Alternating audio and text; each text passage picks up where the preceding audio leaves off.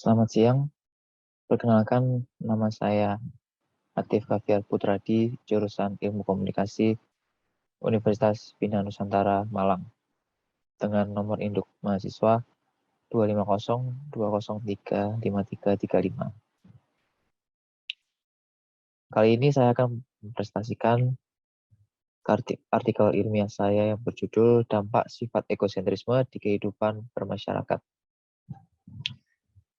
Mungkin ketika kita waktu kecil, kita ingin sebuah mainan. Lalu ketika kita meminta mainan kepada orang tua kita menolak untuk memberikan kita mainan. Lalu kita akan merasa sedih dan akhirnya pun menangis. Itu menandakan bahwa keinginan kita tidak dapat dipenuhi oleh orang tua kita. Itulah sifat egosentrisme. Sifat egosentrisme memang sudah menjadi darah daging kita saat waktu kecil, sama seperti kasus yang saya bicarakan tadi. Namun, sifat egosentrisme ini bisa saja akan terus ada di diri kita sampai beranjak dewasa. Maka dari itu, saya membuat artikel ilmiah ini dengan tujuan untuk memberitahu kepada masyarakat luas apa itu sifat egosentrisme. Dan ini merupakan abstrak saya yang sudah saya buat. Abstrak merupakan sebuah rangkuman dari artikel ilmiah saya. Lalu masuk ke pendahuluan. Setiap orang sudah semestinya memiliki sifat dan karakter yang berbeda-beda. Hal ini dikarenakan perbedaan latar belakang seperti keluarga, ras, budaya, dan lingkungan. Sifat juga didapatkan dari keturunan. Ada sifat seseorang yang menguntungkan bagi orang lain, ada pula sifat yang dapat merugikan orang lain. Salah satu sifat yang dapat merugikan orang lain adalah sifat egosentrisme. Tujuan artikel ini akan membedah lebih lanjut tentang orang yang memiliki sifat ini. Mungkin beberapa dari orang tidak memahami akan sifat egosentrisme dalam hal bersosialisasi. Apakah itu efek negatif, apakah itu positif, apakah itu menguntungkan bagi diri mereka atau tidak.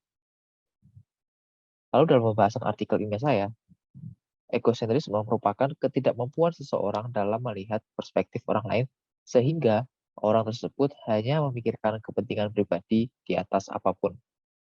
Secara sederhana, sifat ini menekankan pada tingginya ego pada seseorang sehingga berdampak pada orang lain. Walaupun sifat ini tetap memiliki sisi positifnya, tetapi tidak lebih banyak daripada sisi negatifnya. Jadi egosentrisme ini lebih mementingkan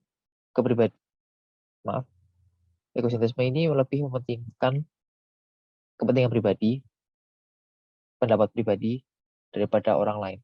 Mereka menganggap bahwa titik pusat dunia itu ada pada dirinya.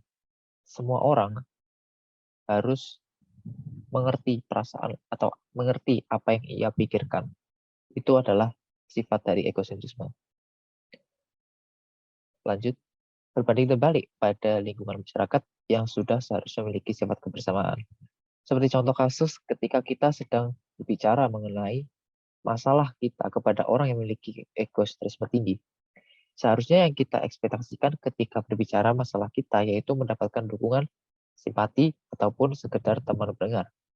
Hal itu tidak akan didapatkan ketika kita berbicara pada seorang egosentrisme. Ia cenderung akan memikirkan dirinya sendiri dengan mengatakan bahwa masalahnya lebih berat daripada pembicara. Orang yang memiliki sifat egosentrisme ini cenderung akan merasa bahwa ia lebih penting daripada orang lain. Ia ingin juga didengar oleh orang lain. Perlakuan ini mencerminkan bahwa ia ingin membandingkan masalah mereka kepada orang lain dan ingin terpandang sebagai yang dominan. Akibatnya banyak yang egosentrisme yang tidak memiliki banyak teman karena hanya memikirkan diri sendiri. Karena setiap hubungan, apapun hubungannya, mereka pasti akan memiliki hubungan timbal balik.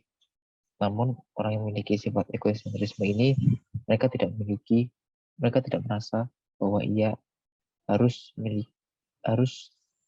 berhubungan timbal balik kepada orang lain.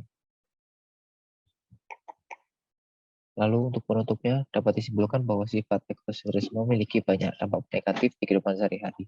Walaupun sifat ini sangat susah untuk dihilangkan, terlebih ketika sudah terlewat dewasa, tetapi bisa dihilangkan sedikit demi sedikit.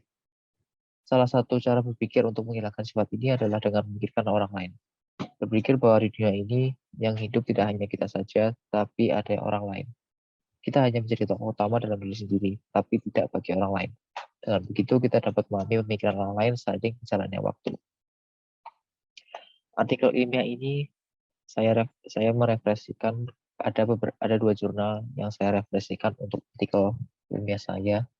Yang pertama yaitu jurnal Focus dengan judul Membongkar Egosentrisme, Eksklusivisme, dan Fiksi Agama dalam Ruang Publik. Lalu yang kedua adalah jurnal Buletin Psikologi dengan judul Kepribadian dan Agresivitas dalam Berbagai Budaya. Sekian dari presentasi saya, terima kasih.